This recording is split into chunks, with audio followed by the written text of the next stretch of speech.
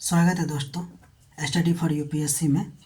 आज डे 10 है और आज हम लोग इकोलॉजी में पार्ट 2 पढ़ने जा रहे हैं जो पर्यावरण के मूलभूत अवधारणा से रिलेटेड है, जिसमें हम लोगों ने पर्यावरण क्या होता है वो पढ़ लिया था और पर्यावरण और मानव में क्या संबंध है वो भी हम लोगों ने देख लिया था। अब आज हम लोग जीव के बारे में पढ़ेंगे। तो देखते हैं कि जीव क्या होता है। तो जीव के बारे में अगर हम बात करें तो पारिस्थितिकी अध्ययन के लिए या जीव मंडल की बात करें तो जीव मंडल का ये एक आधारभूत इकाई होता है, या फिर अगर पारिस्थितिकी अध्ययन की बात करें तो ये भी इसका सबसे आधारभूत इकाई होता है।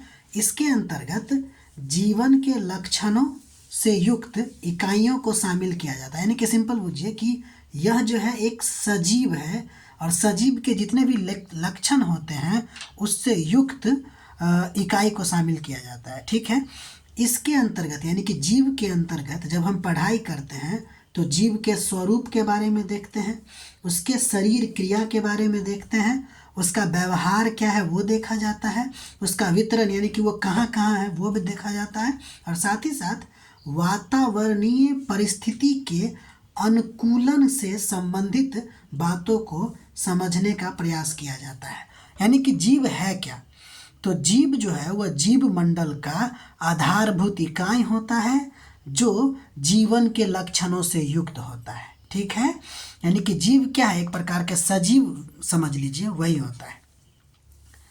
एक तरह से के जीवों, अगर हम बात करें एक तरह के जीवों जिसमें परस्पर संकरण की क्षमता होती है।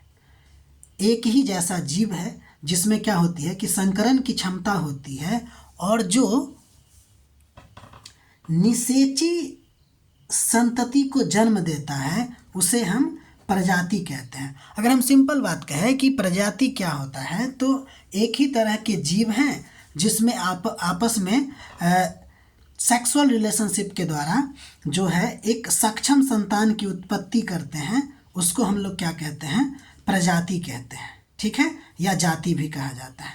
लेकिन ध्यान दीजिएगा कि ये जो परिभाषा है ना, जिसमें लैंगिक जनन को अनिवार्य बना रहा है, लेकिन क्या है कि प्रकृति में अलैंगिक जनन भी तो होते हैं। इसलिए ये जो परिभाषा है ना, एक तरह से हम कह सकते हैं कि संकीर्ण परिभाषा है। ठीक है, क्योंकि संकीर्ण क्यों है, क्योंकि इसमें लैंगिक को ही अनिवार्य बनाता, अलैंगिक की कोई बात ही नहीं करता है। ठीक, फिर भी अगर आपसे पूछा जाएगा कि प्रजाति क्या होता है तो प्रजाति जो होता है एक ही तरह के जीव जिसमें सेक्सुअल रिलेशनशिप के द्वारा अपने आगे आने वाली पीढ़ी को जन्म देने की क्षमता पाई जाती है, उसको हम लोग प्रजाति या जाति कहते हैं। ठीक है, जाति का लक्षण के बारे में बात करते हैं कि जाति का लक्षण क्या होता है। तो पहला चीज़ देखिए, पहली बात तो ये है कि जितने भी जीव हैं ना वह किसी न किसी प्रजाति से ही का ही सदस्य होता है। जैसे अगर हम लोग बात करें कि हम लोग जो है मानव है और मानव जो है वह होमो सेपियंस कहलाता है, तो हम लोग की प्रजाति क्या है, सेपियंस। ठीक है ना। दूसरा, प्रत्येक प्रजाति की जो होती है उसका एक वैज्ञानिक नाम दिया जाता है। तो जो प्रजाति होती है ना उसका एक वैज्ञानिक नाम भी दिया जाता है, दूसरा लक्षण।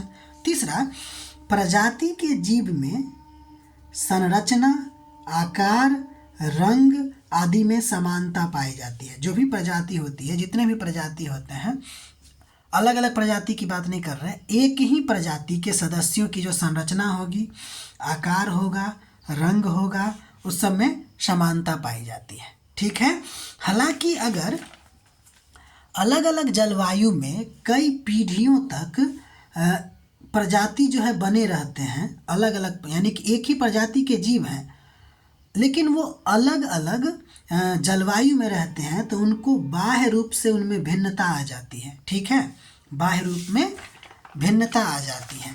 जैसे हम लोग मानव होने के नाते एक ही प्रजाति के हैं, लेकिन सपोज कीजिए कि जो अफ्रीका रीजन में रहने वाले पीपल हैं, जो यूरोपिया में रहने यानी कि यूरोपियन में रहने या यूरोप में रहने वाले पीपल हैं, उसके कलर सब में देखिए कि कैसे भिन्नता आ गई है। इसके पीछे का कारण क्या है तो जलवायु है।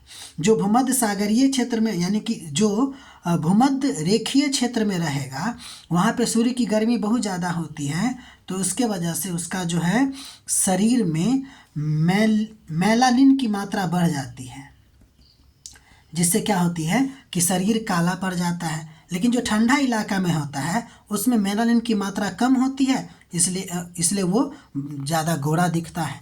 तो अगर प्रजाति एक ही हो लेकिन अलग अलग जलवायु क्षेत्र में कई पीढ़ियों तक रहे तो उसमें चेंजेज आ सकती है।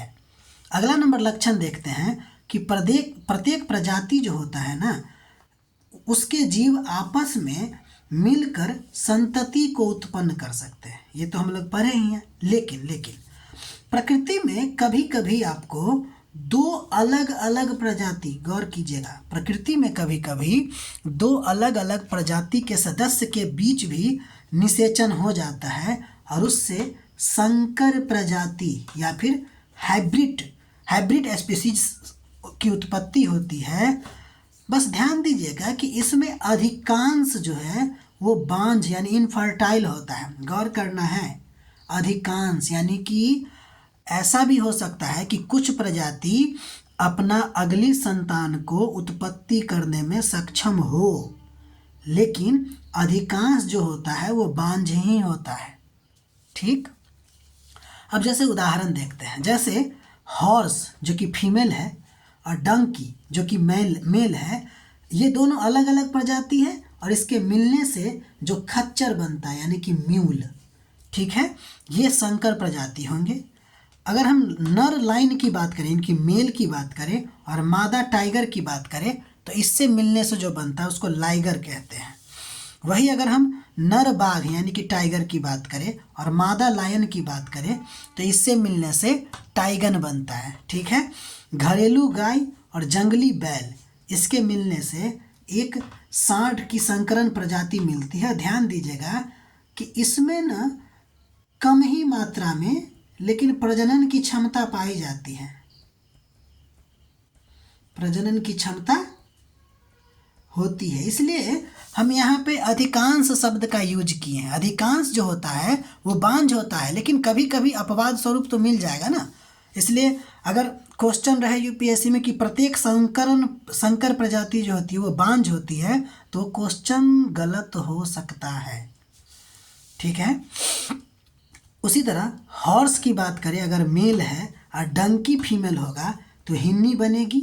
अगर हम बात करें गोट जो कि मेल होगा और सिप जो कि फीमेल होगा तो उससे आपको गिप बनेगा।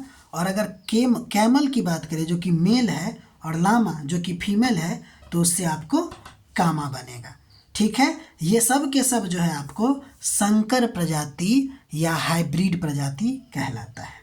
तो अभी तक जो हम पढ़े वो जीव के बारे में पढ़े और जीव में जो प्रजाति होती है कि प्रजाति किसको कहते हैं हम लोग ये भी देखा, प्रजाति का लक्षण भी देखा और उससे जो संकर प्रजातियां होती है उसको भी हम लोगों ने देख लिया। ठीक है, अब आगे बढ़ते हैं।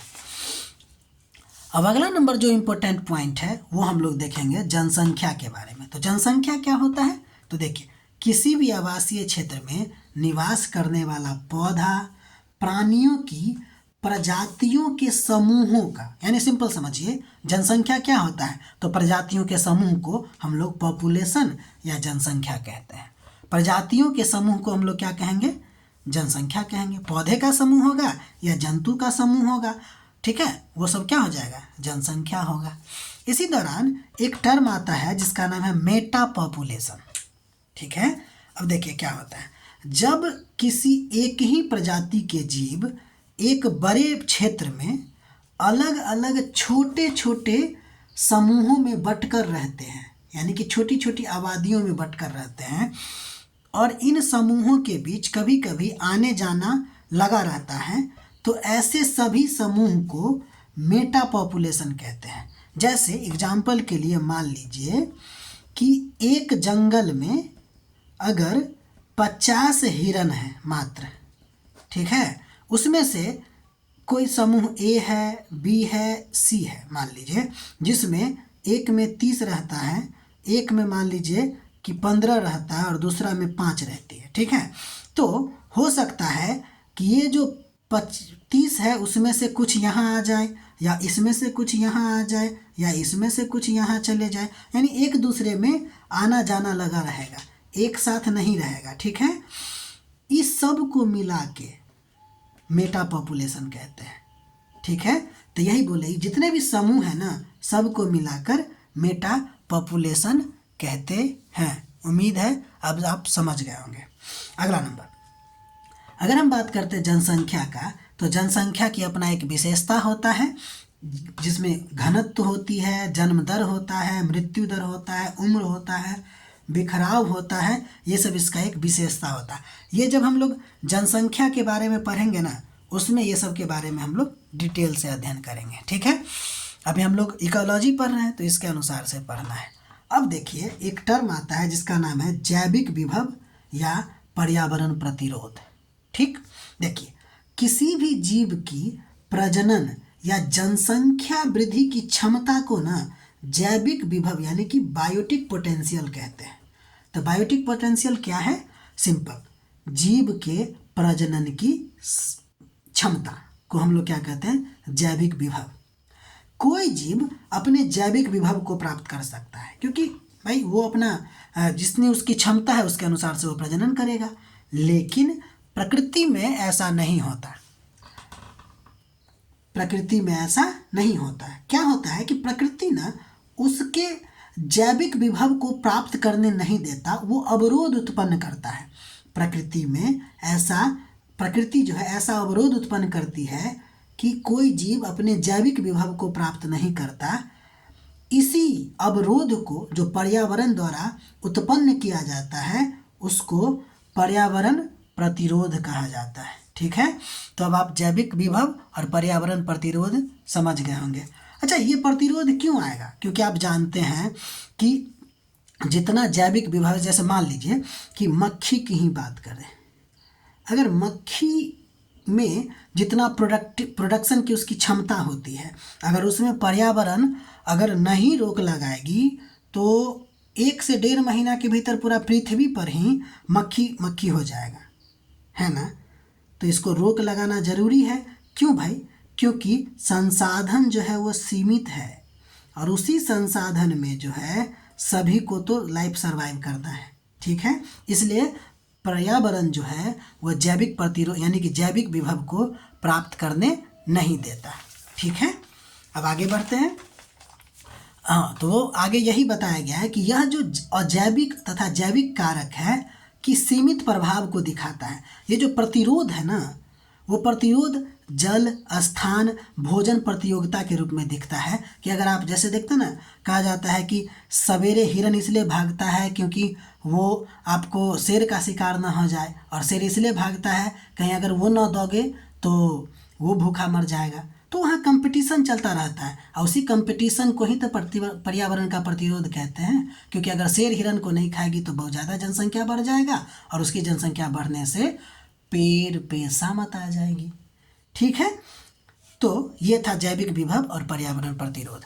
अब देखिए आगे बहुत ही इम्पोर्टेंट टॉपिक आने वाला है जो पीटी में पूछा जाता है। जैसे प्रमुख प्रजाति की बात करेंगे, जैसे की स्टोन प्रजाति क्या होता है, फाउंडेशन प्रजाति क्या होती है, अम्ब्रेला प्रजाति क्या होती है, संकेतक यानी कि इंडिकेटर प्रजाति क्या होती है, आक्रामक प्रजाति क्या होती है, देशज प्रजाति क्या होती है, इस सब की चर्चा हम लोग करेंगे। ठीक है, तो ये अगले वीडियो में करेंगे। तब तक के लिए आप लोग अपना ख्याल रखिए, नोट बनाते रहिए और सब्सक्राइब भी कीजिए और साथ ही साथ शेयर भी कीजिए। और अगर आपको लगे कि इसमें कुछ और बदलाव करना चाहिए तो आप इसके लिए सुझाव भी दीजिए। कमेंट बॉक्स आपके लिए खुला पड़ा है।